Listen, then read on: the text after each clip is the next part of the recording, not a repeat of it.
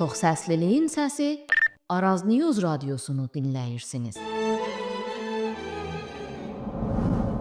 Araz News Radyosu'nun değerli dinleyicileri, bu hafta Panorama programında İran'ın gittikçe derinleşen enerji buhranını ve büyük şehirlerde, o cümleden Təbrizdə şiddetle artan hava çirkliliğini danışacağıq. Son haftalarda gaz qıtlığı elektrik santrallarında veya berq neyruqalarında mazot yandırılması şehirlerin havasını xətərli həddə çatdırıb ve milyonlarla insanın sağlamlığını təhdid edir. İranda enerji konusunda mütəxəssis olan Dalğa bəy Xatınoğlu ilə danışırıq. Hörmətli Dalğa bəy, panorama verilişində sizi xoş gördük.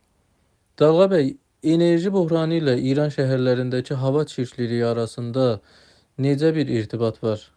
Özellikle gaz qıtlığı ve elektrik santrallarında, yani nirugahlarında mazot kimi ağır yanacaqlardan istifadə Təbriz, Tehran ve diğer büyük şehirlerde havanın çok zərərli səviyyəyə çatmasına necə təsir edir? Bu süreç yaxın bir gələcəkdə dayandırıla bilərmi? Salam deyirəm əziz dinləyicilərə. İranda bir enerji böhranı 3-4 amil vardı. Çox qısa onları izah edirəm. Birincisi bu ki, İranın enerji səbədi 70% qaza bağlıdır, 29% neftə bağlıdır. Yəni qısa desəm 99% ölkənin enerjisi fosil enerjilərdən ki, onlar həm havanı kirləndirirlər, həm istixana qazları buraxırlar, yəni qazhay qolxanəyi və bunlar da havanı kirləndirirlər. Amma ikinci məsələyə gəlsək, budur ki, İranda qaz çatışmamazlığı olur bütün fəsillərdə, amma daha çox demək ki, payız və qış aylarında. Çünki evlərdə istifadə olunan qazın həcmi kəskin şəkildə artır və bu da defisit yaradır, yəni azlıq yaradır, çatışmamazlıq yaradır qazda və hökumət məcburdur ki, bollu miqdarda mazut və dizel, həmən qazol istifadə eləsin, həm sənaye sektorunda, həm də elektrik stansiyalarında, yəni nirugahlarda. Və buna görə də bizim görürük ki, hava çox kirlənibdir. Özəlliklə də məsələn Tehran kimi şəhərlərdə, Təbrizin özündə, ya İsfahan kimi şəhərlərdə ki, həm sənaye şəhərləridir, həm də orada nirugahlar var. Məsələn Təbrizin özündə baxasınız 1200, təxminən demək olar ki, Təbriz nirugahı da var, Səhəndə də var. Hər halda bunlar İkisi birlikdə 1200 megawatt elektrik istehsal eləyə bilirlər. Tutumları çox, yəni böyük nirugahlardılar bunlar və mazot istifadə olunur bunlarda. İndi keçən ilin amarına, statistikasına biz baxsaq, məsələn Şərqi Azərbaycanda qış aylarında ortalama hər gün 6 milyon litr mazot istifadə olunubdur. Yəni ölkənin 14% mazotu istifadə olunan mazotu elə Şərqi Azərbaycanda istifadə olunubdur. Bu Ərdəbildə az imiş, 260 min litrdir, amma yenə də çoxdur hər halda. Urmiya şəhərində çoxdur, 640 min litr hər gün. Əlbəttə mən demək istəmirəm ki, bu sırf türklərə aiddir. Məsələn biz İsfahan şəhərini görürük ki, elə Təbriz qədər mazot istifadə eləyibdir. Amma məsələn Tehranda çox azdır. Təbrizin 1/10 qədər Tehranda mazot istifadə olunubdur. Hər halda İsfahan şəhərinin sənayesi də daha böyükdür Təbrizdən. Ona görə də bəlkə demək olsun ki, doğrudan da türklərin yaşadığı yerlərdə mazot istifadəsi ölkənin belə ortalaması ilə və fars şəhərləri ilə müqayisədə çoxdur.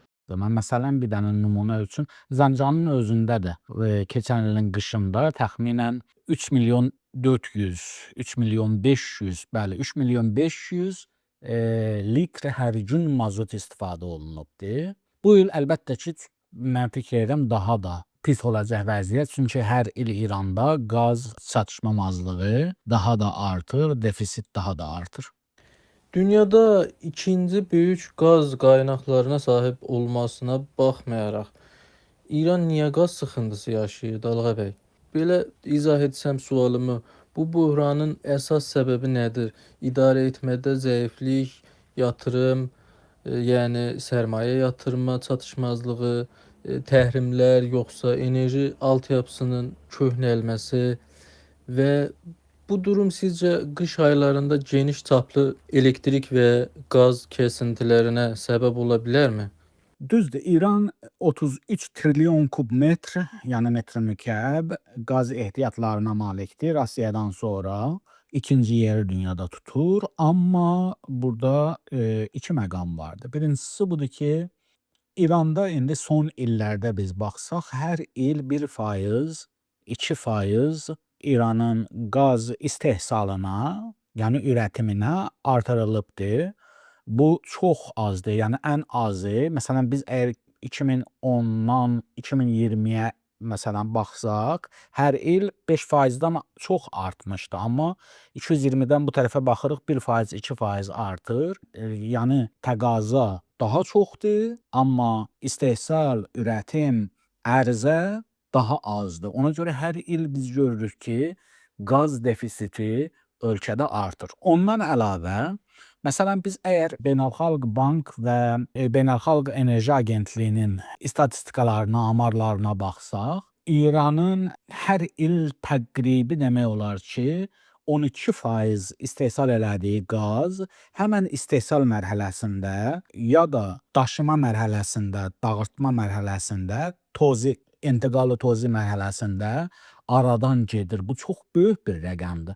Siz Türkiyəyə baxın, illik qaz istifadəsi 60 milyarddan azdır. İranda yalnız 30 milyard tələfat vardı, itki vardı. Həmin o istehsal olunan, istixrac olunan və daşınan prosesdə. Bu çox böyük bir rəqəmdir. Yəni İranın bütün əhalisi, yəni evlərə biz baxsaq, 60 milyard kub metr ildə qaz istifadə eləyir. 50 milyard, 60-dan da az, təxmini 50 milyard istifadə eləyir. Halbuki elə o tələfat heç bir müştərinin əlinə çatmadan tələf olunur, 30 milyarddır. Yəni çox böyük bir həcmdə İranın qazı demək itkiyə gedir. Dalğa bəy, Təbrizin hava çirkliliyi digər böyük şəhərlərdən fərqi nədədir? Təbrizi indiki vəziyyətə gətirən əsas amillər nələrdir? Trafik sıxlığı, yoxsa neyruqahlarda qaz yerinə mazut yandırmaq? Baxın, Təbrizdə dediyim kimi, keçən ili mən deyirəm, qış ayında 14% ölkənin demək ki, mazotu elə sırf Şərqi Azərbaycanda istifadə olunubdur. Digər tərəfdən bir dənə də başqa müşkil vardı Təbrizdə, buna da toxunum. İranın neft ayırma zavodları ki, fars dilində palaşqah deyirik, refinerləri istehsal elədiyi benzinin 75%-i demək ki, oktanı 87-dir. Yəni bir keyfiyyət bir benzindir. Amma İran Euro 4, Euro 5 benzində istehsal eləyir. Euro 5 çox az miqdarda, amma Euro 4 də istifadə eləyir. Məsələn biz görürük ki, İsfahanda, Tehranda Euro 5, Euro 4 çox ərizə eləyirlər. Ancaq məsələn Şərqi Azərbaycanda ya məsələn Təbrizin özünə baxaq, onlara nisbətən çox az, bəlkə də heç vermirlər, çox az verirlər. Biz səhmiyyələrini bilirik nədir bu əyalətlərin, ustanların. Bir məsələ də Təbrizin havasının çirklənməsinin səbəbi elə budur. Dalğa bəy, hazırki böhran nə zamandan başladı? Bu böhrana bir başlanğıc tarixi vermək olarmı? Yoxsa illər sürən bir idarə etmə sorunundan qaynaqlanır? Böhran hardan başlayıbdır? Demək, böhranın ilk nöqtəsinə biz getsək, təxminən demək olar 20 il bundan qabaqdan bu böhran başlayıb. Bunun iki qolu vardı. Bir qolu budur ki, 20 il bundan qabaq Türkiyə kimi ölkələr, ya məsələn ərəb ölkələrinə baxaq, ya başqa ümumiyyətlə Avropa, Amerika, ya Çinə, Yaponiya, hər yerə baxsaq, onlar 20 il bundan qabaq başa düşürdülər ki, biz əgər istəsək, daimi enerjimiz olsun və enerji səbətimiz çox şaxəli olsun, mütənəvvi olsun, biz yenilənə bilər enerjilərin dalınca getməliyik. Məsələn, Türkiyə indi İrandan 40 dəfə çox günəş və külək enerjisi, yəni elektrik istehsal eləyir günəş və külək mənbələrindən 40 dəfə İrandan çox. Və buna görə də onlar az qazda istifadə edirlər, az başqa fosil enerjilərindən də istifadə edirlər. Çünki sağlam və təmiz enerjilər onlarda daha çoxdur. Amma İranda bunu fikirləşməyiblər. İkincisi budur ki, İranın 13% elektrik ya bərqi hardan gəlir? Gəlirdi əslində su bərələrindən, sədlərdən gəlirdi. Yaxşı, indi sədlər hamısı quruyubdur. Onu bəs nə əvəz edir? Termal power plantlər, yəni neruqah high hərarəti, mazotla, dizellə, qazla işləyən neruqahlar. Baxırıq ki, hər il bərq istehsalı üçün fosil enerjilərinə tələbat artır. Bu da başqa bir səbəbdir. Amma biz bir neçə il bundan qabağa qədər bu böhranı indiki kimi hiss eləmirdik.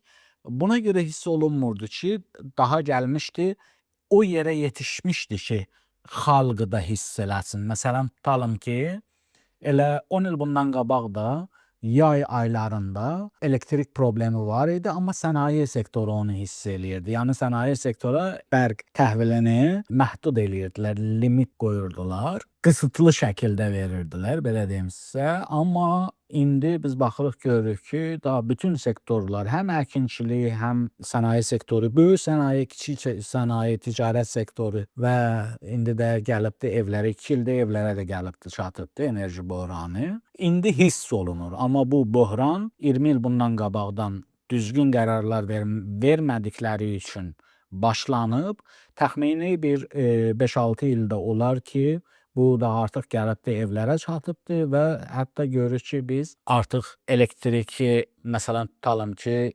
hər gün 3-4 saat kəsirlər bərqi və çox acınacaqlı bir vəziyyət yaranıbdır. Pezeşyan dövləti yenilənə bilir enerji sahəsində bir sıra işlər görməyə çalışır. Sizcə bu projelər nə qədər başarılı ola bilər? Qısa müddətdə enerji böhranından keçmək üçün etkili olacaqmı?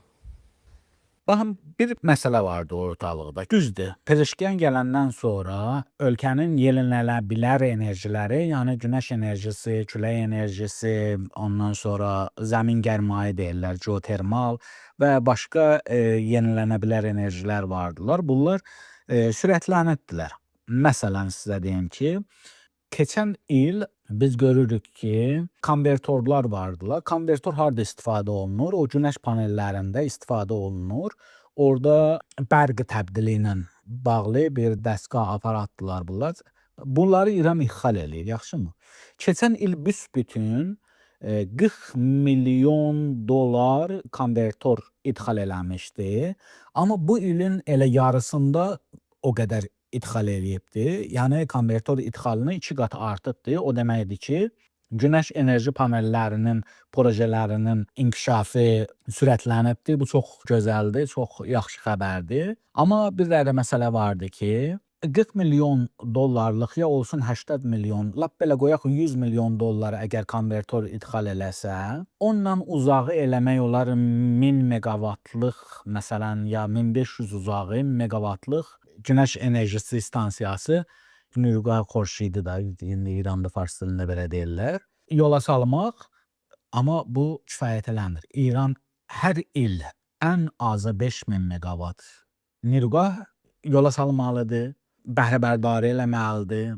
Bu elektrik defisiti azlığı indiki səviyyədə qalsın. Ən azı çoxalmasın. Düzdür, sürətlənib işlər, amma lazımi qədər deyil. Yəni İran 10 qat bu projeləri sürətləndirməlidir ki, axırda bir nəticə versin. İkinci məsələ nədir? Qısa müddətdə İranın enerji böhranı həll olunmaz. 15 il bundan qabaq belə bir qərara gəldi hökumət ki, hər il İranda 7% elektrik tolidi artmalıdır ki, gələcəkdə defisit yaranmasın. İndi bunun yarısını da artıra bilməyibdir. Yaxşımı? Və son illərdə çox az 1%, 2% hər il artırılıb. Bəs demək, əgər hətta mən hesabladığıma görə Nurgah tikilişi projelərinin sürəti 5 dəfə, 6 dəfə artırılsa ki, bu qeyri-mümkündür da. Yəni ildə 30-40 milyard dollar pul xərcləməlidir İran. 5 dəfə, 6 dəfə artırılsa, uzağı eləyə bilər ki, bir 5 il, 6 ildən sonra İran stabil bir vəziyyətə gəlsin. Bunu da diqqət eləyin ki, yalnız xərclər nirugahlar deyirlər. Yəni şəbəkə də vardı, ondan sonra sizə deyim ki, nirugahın özü də vardı, tozi də vardı, intiqal da vardı, başqa şeylər də vardılar. Yəni elektrik istehsalı artımı yalnız nirugah tikməklə olmur. Dalğa bəy, bu vəziyyət davam edərsə, yəni hava çirkliliyi, təhrimlər və elektrik və qaz kəsintiləri, İranın mənzərəsi gələcəkdə necə olacaq? Gələcək nəsillər üçün necə bir tablo görürsünüz? Demək ki, İranın dünya iqtisadiyyatında payı sıfırdır təxminən. Yarım faizin yarısı da deyil. Amma Qazhay Golxanəyə intişarı baxımından, yəni dünyada 6-cı yeri tutur.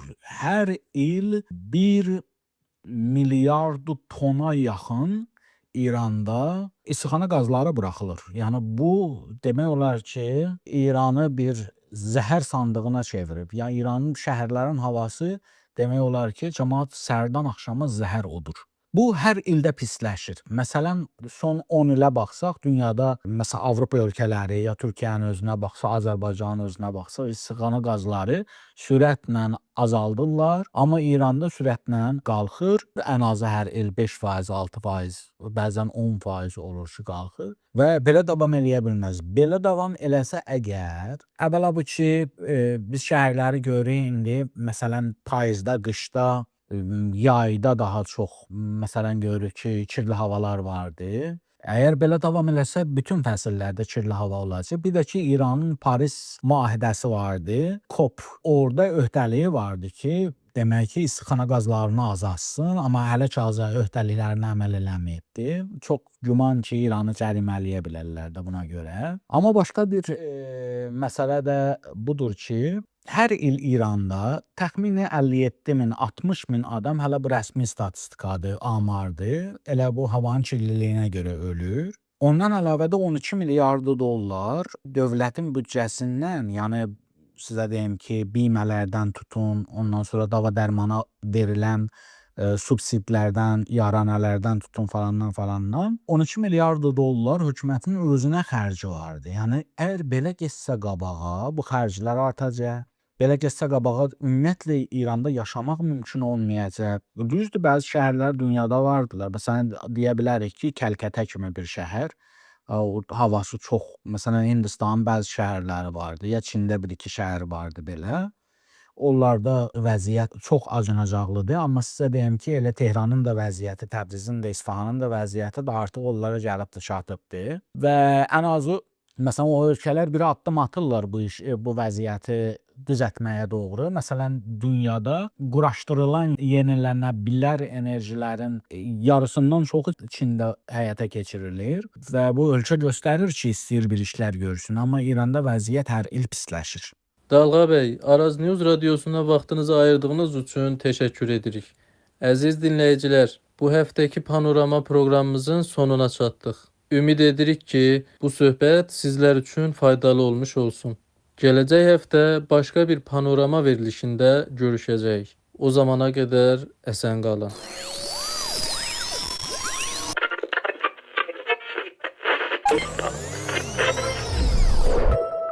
Çox səsliliyin səsi Araz News radiosunu dinləyirsiniz.